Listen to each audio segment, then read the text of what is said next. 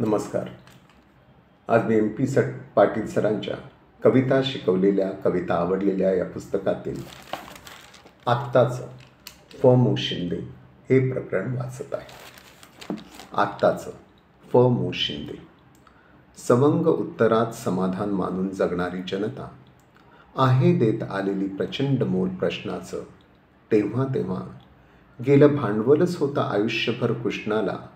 जेव्हा जेव्हा तेव्हा काय करावं त्यानंच सांगितलेल्या गीतेला नव्हतं घर, नव्हतं अध्यायाला उरलं नाव.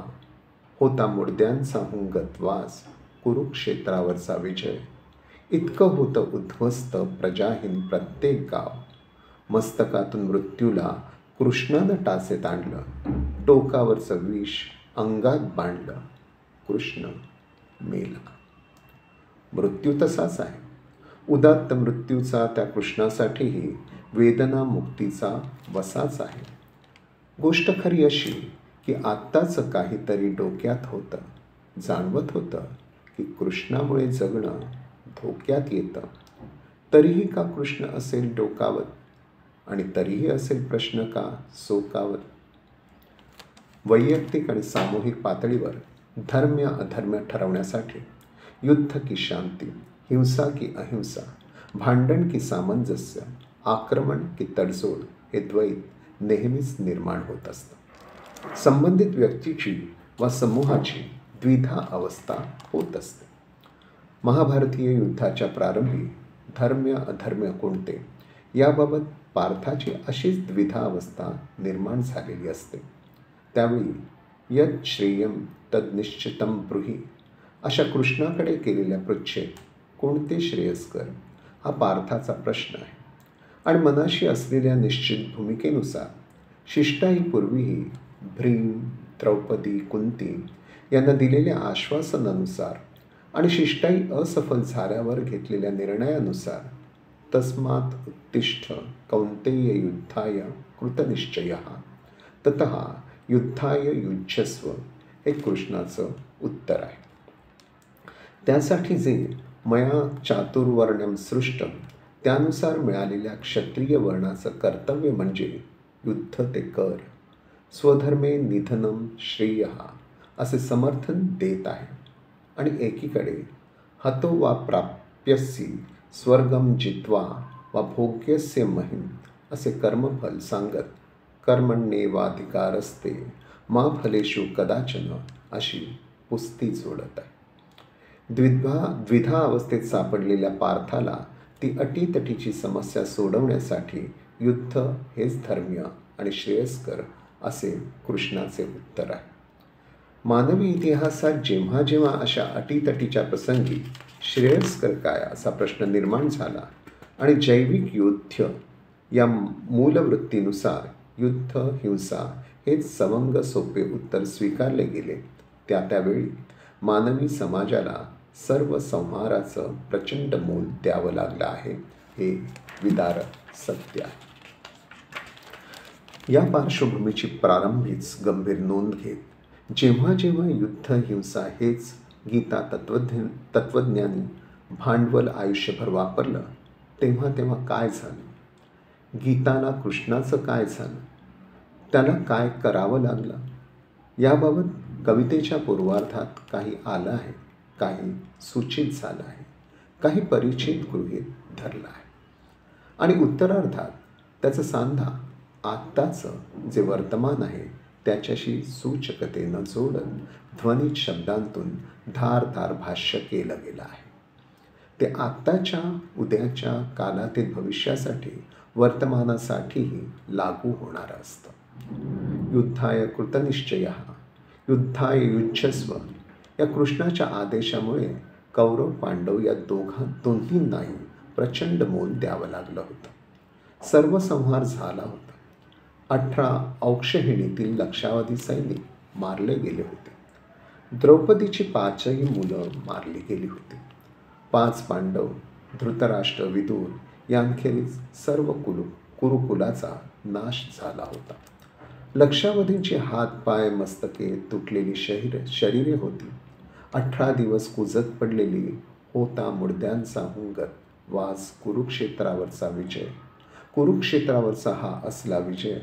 आणि अवतीभोवती 18 औक्षण्यहिणीच्या लक्षावधी पुरुषांविना ओसाड पडलेलं प्रत्येक गाव. तेवढ्याच लक्षावधी विधवा त्या ओसाड गावातील ओसाड घरात आक्रंदत राहिलेल्या. अशा गावात नव्हतं उरलं गीतेला घर, नव्हतं अध्यायाला उरलं नाव. सर्वस्वाचा विनाश करणारं ते गीता तत्वज्ञानाचे गीता अस्त्र ठेवून घ्यायला नव्हतं तयार कुठलंही घर.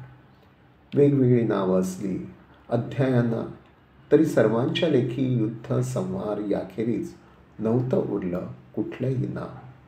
घराघरातील बायका पोरं गीतेतील युद्धखोरीला लाखोली वाहत असली. गांधारीने तर शापवाणीच उच्चारली, कृष्णा, या हिंसेचं फळ तुला मिळेल, मी शाप देते. हिंसेचं भीषण फळ पुढं कृष्णाला मिळालंच. आणि पांडवांनाही प्रचंड हिंसेनंतर राज्य करावं लागलं, ते स्मशानरूपी देशावरच. 36 वर्षानंतर कृष्णासहितच्या युद्धवंशालाही प्रचंड मोल द्यावं लागलं होतं.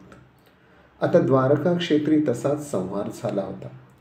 गांधारीच्या शापानुसार कुरुक्षेत्रीचे हिंसेचं फळ कृष्णाला द्वारका क्षेत्री मिळालं होतं. आपापसातील हिंसेनं कुरुवंशाप्रमाणेच यदुवंशाचा झालेला विनाश आणि कृष्णाच्या सोबत सहस्त्र नारीसहित विधवा झालेल्या यादव स्त्रियांचे आभीर टोळ्यांकडून झालेले अपहरण, बलात्कार, काहींचे आत्मदहन, काहींची जलसमाधी.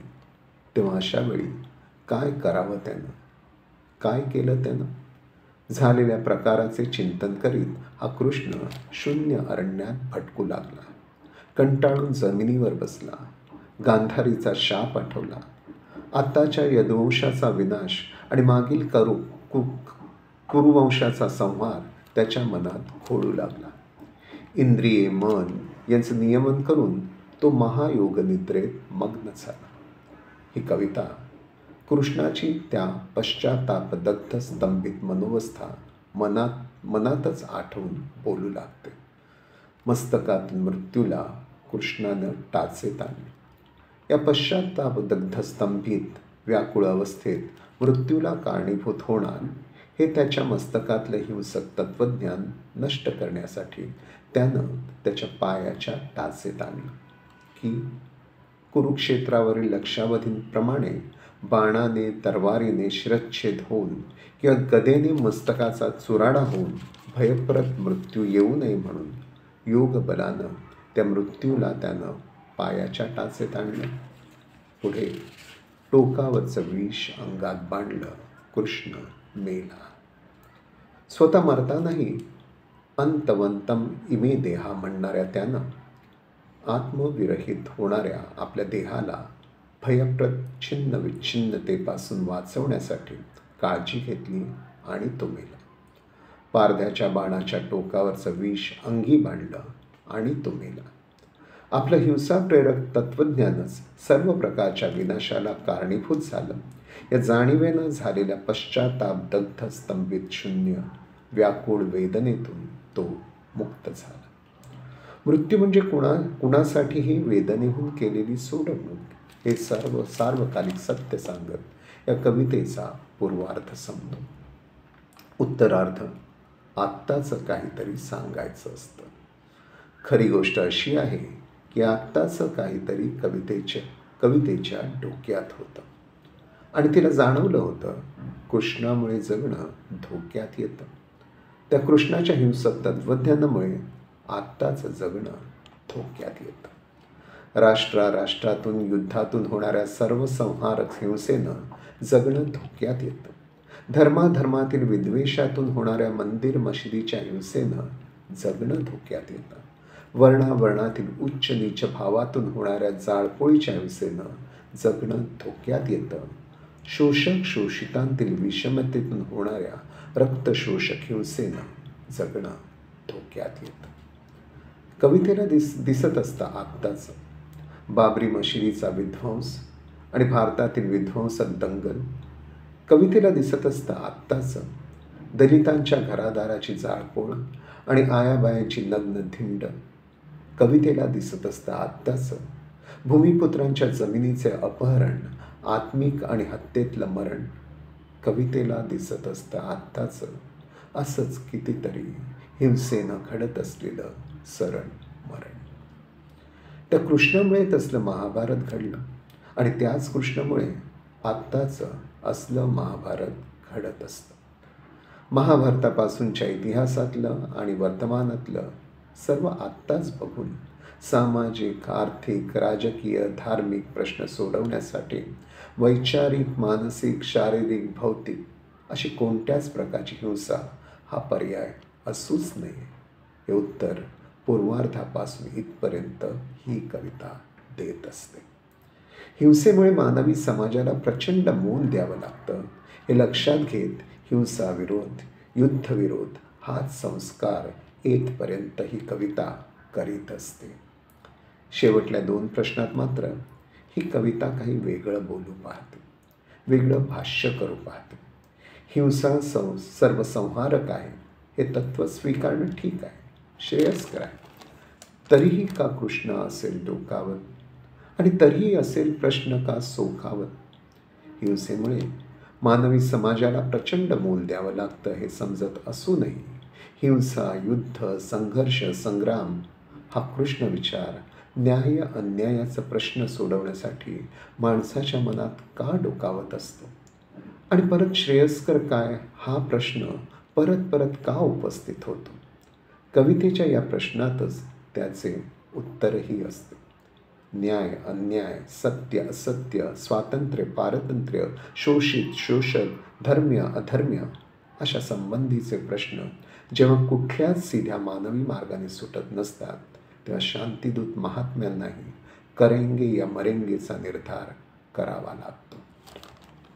आजही जन्म आधारित उच्च नीच समाजव्यवस्था, विषमता आधारित अर्थव्यवस्था, विद्वेष आधारित धर्माधर्मा व्यवस्था, सर्व सत्ता केंद्रित राज्यव्यवस्था हे सारं अन्यायकारक असंच चालू राहत असेल तर तो कृष्ण, तो संघर्ष, तो संग्राम लढा अन्यायग्रस्तांच्या मनात डोकावणं एवढंच नव्हे, तो रुजणं, कृतीप्रवण होणं अपरिहार्य आहे.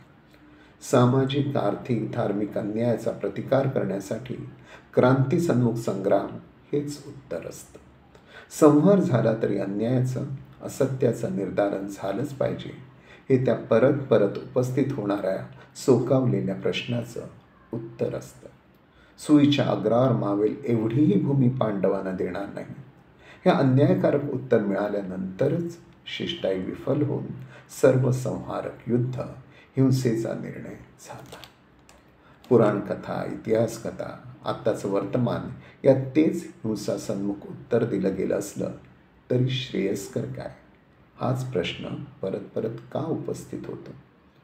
तशी सर्वसंहारक उद्ध्वस्तता होऊ नये म्हणून मानवी समाजाला ते प्रचंड मोल द्यायला लागू नये म्हणून तो कृष्ण प्रणित संघर्ष संग्रहाचा विचार अभावग्रस्तांच्या मनात, अन्यायग्रस्तांच्या मनात रुजू नये, डोकावूही नये म्हणून सर्व क्षेत्रातील दुर्योधनी दुराग्रह सोडून सामाजिक समरसता, आर्थिक समता, कल्याणकारी विशुद्ध राज्यव्यवस्था, धार्मिक सहिष्णुता हे संबंधित सर्व प्रश्नांचे उत्तर असले पाहिजे. तेच मानवी समाजाने स्वीकारलं पाहिजे. हेच या कवितेचं आत्ताचं, उद्याचं आणि सार्वकालिक सूचक भाष्य असतं. 1-2 गोष्टी कवितेच्या रूपाबद्दल. या कवितेचं मध्यवर्ती आशय केंद्र म्हणजे हिंसा अहिंसा यामधून मानवी समाजाने स्वीकारायचे श्रेयस्कर मूल्य. त्यासाठी महाभारतीय कृष्णमीची प्रतिमा कविताभर कार्यरत असते. हिंसा विरोध, हिंसा समर्थन, हिंसेला टाळण्याचा विधायक मानवी सर्जक पर्याय अशा क्रमातून चिंतनशील काव्यात्मकतेचा अनुभव देण्याचे कार्य ही प्रतिमा करीत असते. कृष्ण प्रतिमेशी संबंधित अशी गीता, तीमधील हिंसारूपी भांडवल या प्रतिमांचा मानवी समाजाने दिलेल्या प्रचंड मोलाशी जोडलेला संबंध अन्वर्थक ठरतो. मुर्द्यांचा वास होणारा कुरुक्षेत्रावरचा विजय ही समग्र प्रतिमा त्या विजयावर हिंसा निर्मित किळसवाणा बिभत्स दुर्गंध पसरवित असते. गीतेला नव्हतं घर, नव्हतं अध्यायाला उरलं नाव, प्रजेहीन प्रत्येक गाव या काहीशा उपरोधिक प्रसरणशील शब्दातून युद्धोत्तर भयाण, ओसाड, उद्ध्वस्त आसमंत दृगोच्चर होत असतो. कृष्णानं मस्तकातून टाचेत आणलेला मृत्यू, अंगात बांधलेल्या टोकावरचा विष या चमत्कृतीपूर्ण प्रतिमांतून कृष्णाच्या मनाचे मरता मरतानाचे असहाय्य वैफल्यच व्यक्त होत असते. आणि कृष्ण मेला अशा त्याच्या मरणाची भावरक्षित वृक्ष दखल घेतली जाते. ते येथे ठीकच असते. पूर्वार्धातील कृष्णमेध आणि उत्तरार्धात तिचा आत्ताच्या स्थितिगतीशी जोडलेला सांता खूपच अर्थपूर्ण ठरत असतो. धन्यवाद.